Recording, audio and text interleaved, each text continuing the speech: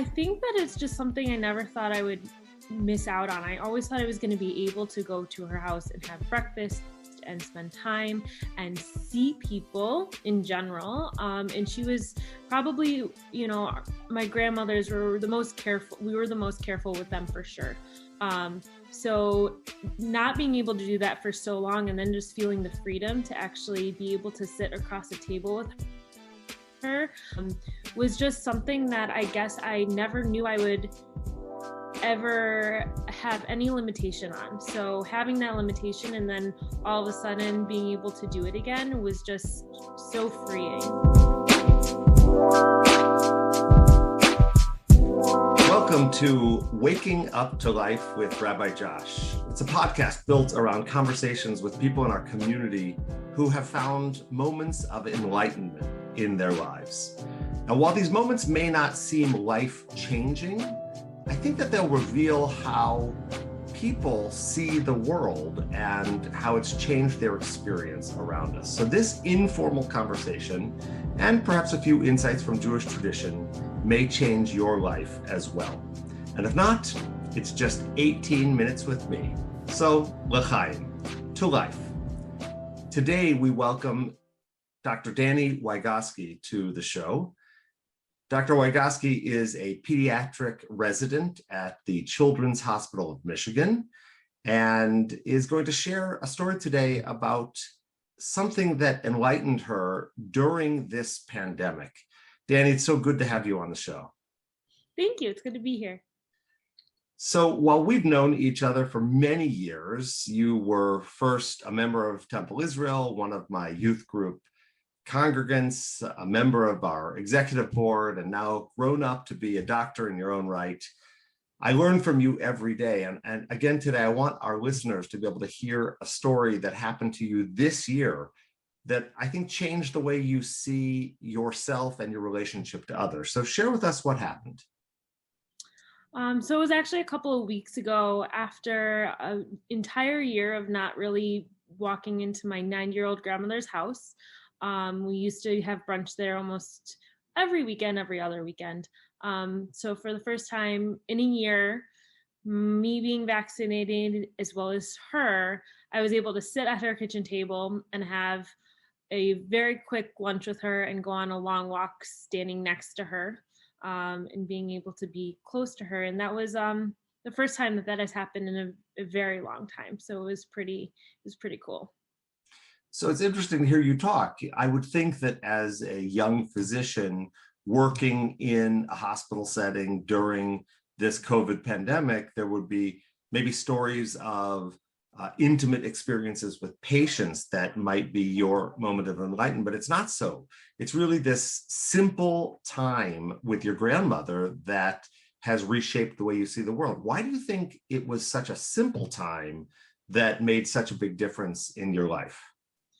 I think that it's just something I never thought I would miss out on. I always thought I was going to be able to go to her house and have breakfast and spend time and see people in general. And she was probably, my grandmothers were the most careful. We were the most careful with them for sure. So not being able to do that for so long and then just feeling the freedom to actually be able to sit across a table with her was just something that I guess I never knew I would ever have any limitation on. So having that limitation and then all of a sudden being able to do it again was just so freeing. I think so many of our listeners can relate to that story as we've been separated from the people we love. And I can't help but think of a piece of Jewish tradition from the book of Ecclesiastes that suggests that there is really nothing new under the sun, that even these little moments are moments that we come back to over and over again. And if we just look at them differently, they'll really change our lives. And I know that your grandmother is a Holocaust survivor. So how do you think the pandemic has affected her and your relationship with her in context of that reality? So I think that it's funny how fragile we were being with somebody who is just inherently so strong. She was in Poland, in Warsaw. That's where she grew up when the war started, and she did some pretty amazing things just as a 9-year-old kid trying to survive the Holocaust. And so when you look back and kind of think about how we were not even letting her get her own groceries, and we were wiping down the bags that came to her door. It's just it's so funny how we were so careful with somebody who inherently is very strong. And I think that from her standpoint, she at sometimes probably liked not having to do anything, not having to cook, not having to be a host at all. She probably very much enjoyed it, and she probably enjoyed us coming and being there even though we weren't close to her. But I think for many of our grandparents, and I'm sure that other people can echo this, that they've dealt with loneliness that they've never felt during this year. And yet she's so strong, as you said, from being a survivor, both in the Holocaust and now once again through this pandemic. It is remarkable what we can learn from people of strength, because they carry that with them for a lifetime. I know that recently there have been efforts in New York and here in Detroit to vaccinate members of the survivor community, because we see them as such an important part of our history. So I'm assuming having a grandmother who is a survivor for you has been part of your personal story as well. Oh, 100%. My grandparents being survivors, my grandfather as well, has shaped my life significantly. Most of my college career I spent studying the Holocaust, and it was a passion of mine, and I'm proud of where I came from. So I don't know that I would be the same person if my grandparents hadn't been able to tell me the stories that they have shared with me and my family about their survival in the war. You're being so modest about it. I want my listeners to know that during your time as an undergraduate student at Michigan State University, part of your senior thesis project was to translate the memoirs of your grandfather to tell his story. And I wonder, what did you learn from that moment and this modern interaction with your grandmother that is important for my listeners to hear today? I think it's so important to continue telling these stories, whether it's somebody who's passed away or somebody who is still living. Like these stories of the Holocaust and the war are going to die with this generation.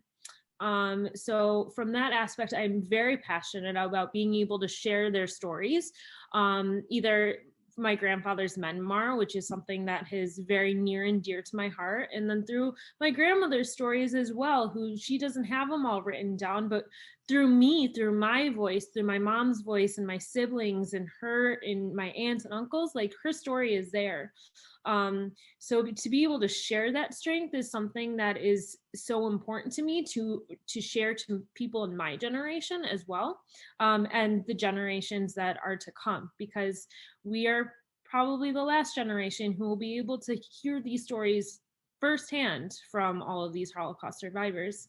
And it's just an ode to all the strength. I know that a lot of people struggled throughout this year with many, many different types of struggles and life changes and all the things that come with the pandemic. But it's always good to remember like where I came from. And I think that might be also why this intimate moment with your grandmother recently was so powerful to you, because lacking that opportunity to really share simple moments with such little time left, I think is changing the way you see the world.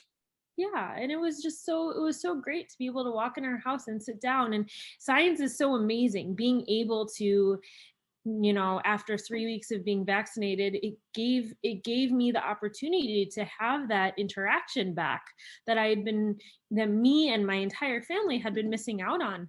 So I think that it made me feel incredibly grateful, and it made me feel grateful that I was able to get vaccinated pretty early because of what I do. And my grandmother was able to also get vaccinated pretty early because of her age and her being her. So I think that from that standpoint, it was a very special moment. And I know that your grandmother is a very special woman, and I know how much she cares deeply about you and your siblings and all of your cousins. So I'm sure that was really a powerful time.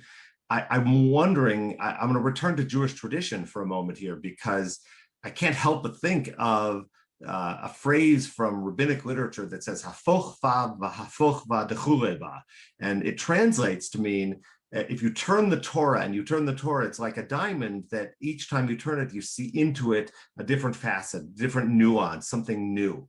I'm wondering if this experience that you had with your grandmother has translated into your work as a pediatric physician in the hospital.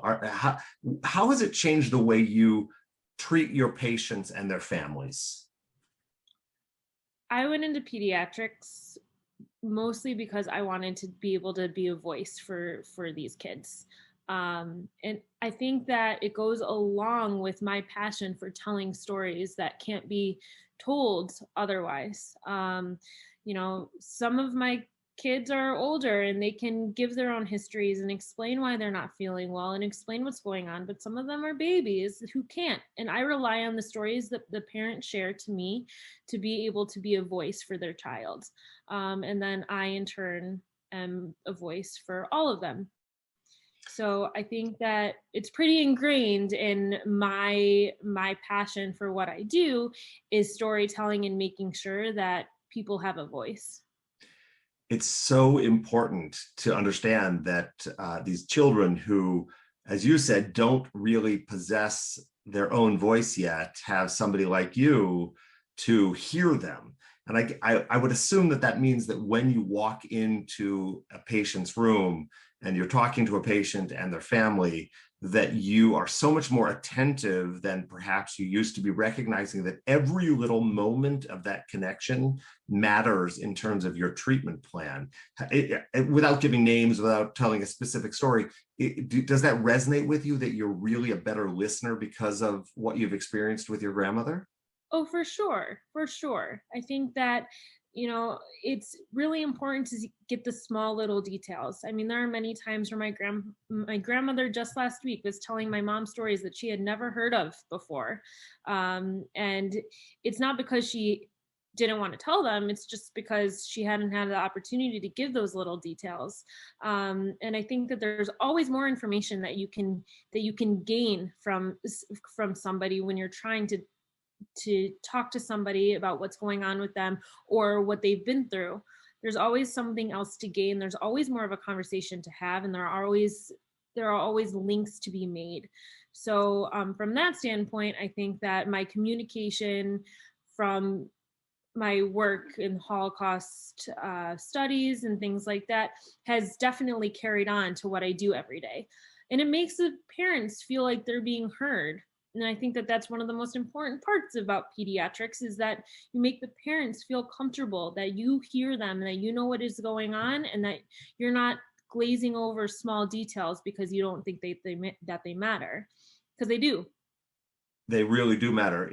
Small details really matter, and connections between people really matter. It's so interesting to hear you talk about this, because on a micro level, in the relationship between you and your grandmother, it matters. On a slightly larger macro level with patients in a hospital setting, it matters that you hear their stories. And then I think the lesson to be learned today is that even on a macro level in our society, we really are at a crossroads right now. We need to start listening to one another and to really hear and to be able to understand and integrate different realities so that we can be a better world community. It's something that I struggle with every day, because I think that as time has gone by in these last few years, we've really separated from one another. And I'm assuming you're seeing that also in the hospital setting. Oh yeah, and I think with what has gone on with the pandemic in the past year, it has shown me so much more, even how important that connections are with people, after not being able to physically be close to them. So I think that while the pandemic has brought on such despair and turmoil, I think that it also has taught a lot of valuable lessons, that a hug goes 1,000 miles when you can't give it.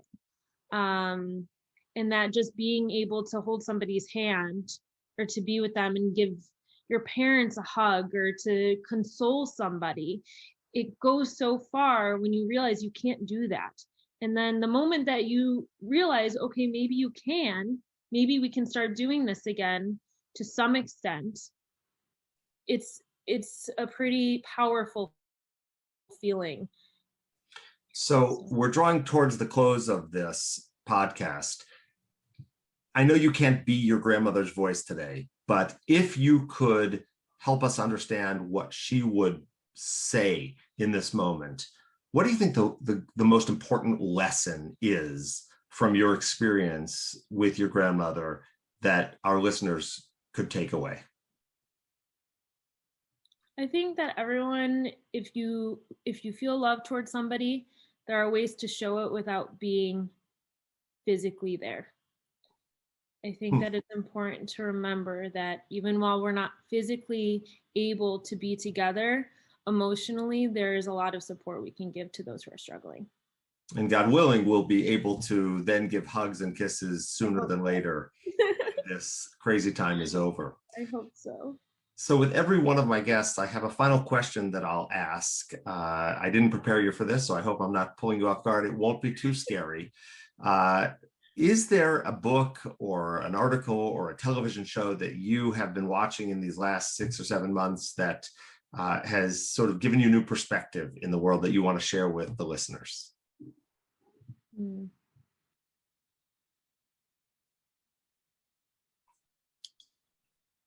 There is one. It's called, I Think You Should Talk to Somebody. It's written, I think, by a psychiatrist or psychologist about her own struggles with her life through the eyes of her patients as well.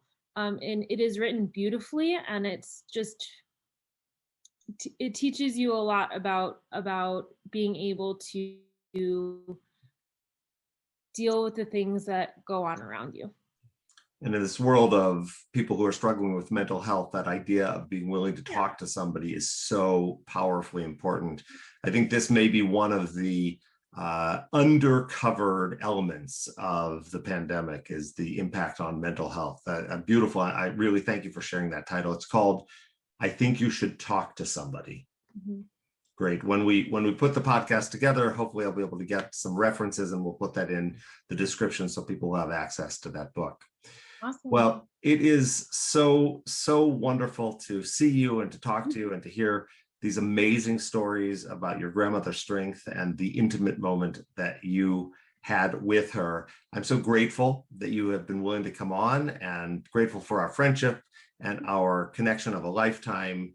I'm really excited that we had this time together, and I hope that all of our listeners have learned something today that they can take away, and that you'll come back and join us in future episodes as we attempt to wake up to life. L'chaim to everyone.